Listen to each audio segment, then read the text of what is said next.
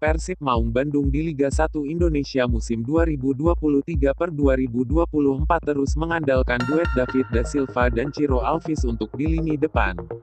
Terdapat torehan 37 gol Persib Bandung bersumber dari sumbangan duet David da Silva dan Ciro Alves. David da Silva menyumbangkan 12 gol dan Ciro Alves menyumbangkan 7 gol. Kontribusi gol David da Silva dan Ciro Alves hingga sekarang mencapai 51,3% dari keseluruhan produktivitas tim.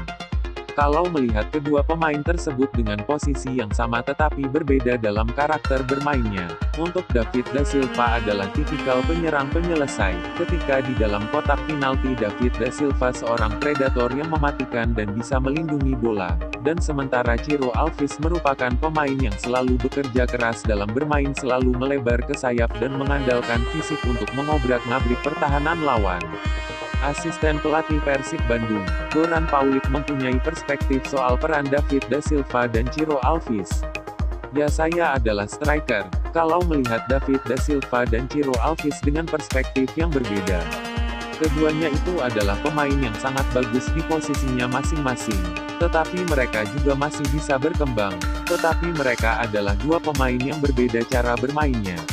David merupakan penyerang tengah dan lebih memanfaatkan ruang, sedangkan Ciro lebih bergerak di sektor sayap dan lebih mengutamakan kekuatan fisiknya ketimbang positioning. Kata Goran Paulik kepada Forest Football Club. Ketergantungan Persib Bandung kepada David da Silva dan Ciro Alves tersebut diakui asisten pelatih asal Kroasia. Pada satu sisi, Paulik senang dengan kontribusi yang diberikan keduanya. Namun, di sisi lain, Persib Bandung harus memikirkan untuk langkah antisipasi ketika lawan bisa meredam duet David da Silva dan Ciro Alves. Bojan Hodak, dan para staf pelatih lainnya, harus menyiapkan dan menyimpan rencana cadangan, yaitu dengan salah satunya harus mematangkan stok penyerang lokal. Ya, pada akhirnya terlalu bergantung kepada David da Silva dan Ciro Alves.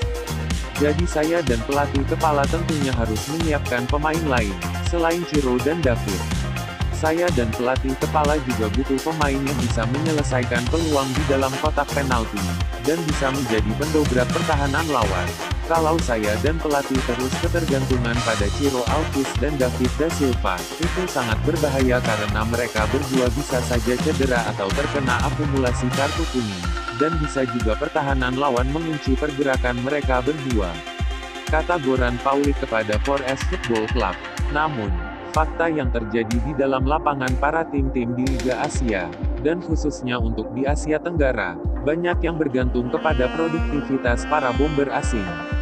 Jadi Goran Paulik menarik kesimpulan itu saat masih bekerja di Kuwait, Malaysia, Vietnam, dan Hong Kong. Itu semuanya menjadi pelajaran dan pengalaman untuk asisten pelatih asal Kroasia tersebut. Tentu ini menjadi masalah yang besar, bukan hanya di Asia Tenggara tapi di seluruh Asia, karena pada dasarnya, antara penyerang lokal dan asing mempunyai jarak yang lebar untuk di tim masing-masing. Kata Goran Paulik kepada Forest Football Club. Terutama dari komponen fisik, penyerang dari Asia tidak begitu kuat, kurang tinggi, dan besar. Itu yang membuat kebanyakan tim di Asia dalam membeli pemain baru. Pemain itu sudah pasti adalah seorang striker asing. Ini menjadi pilihan pertama dari setiap tim di Asia. Dan di sisi lain, pemain-pemain lokal biasa ditempatkan sebagai second striker atau malah menjadi penyerang pelapis saat ujung tombak asing utama absen. Saya melihat ada beberapa striker lokal yang bagus tapi keseringan dari mereka dimainkan sebagai second striker. Lalu yang jadi alasan kenapa mengutamakan striker asing, karena mereka lebih agresif dan juga lebih bertanggung jawab. Kata Goran Paulik kepada Forest Football Club. Goran Paulik tidak memungkiri bahwa banyak potensi penyerang lokal yang sangat bagus-bagus di beberapa negara Asia yang pernah dia tempati, termasuk di Indonesia, dan Persib Bandung. Namun, permasalahannya adalah para penyerang lokal atau striker tidak diberikan cukup ruang untuk terus berkembang di usia yang masih muda, dan situasi ini menjadi dilematis. Karena, beberapa tim mapan yang ada di Indonesia dan Asia lain selalu membebani dengan target yang tinggi untuk bisa mencapai prestasinya. Ya, karena prestasi itu selalu berhubungan dengan kemenangan, Sedangkan raihan kemenangan tidak bisa diciptakan dengan banyaknya peluang yang bersarang tetapi harus banyak mencetak gol yang diciptakan oleh para penyerang atau striker.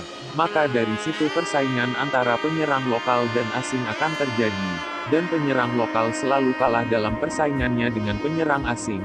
Jadi untuk para striker lokal sulit untuk bisa menunjukkan kualitasnya di dalam lapangan kepada para pelatih.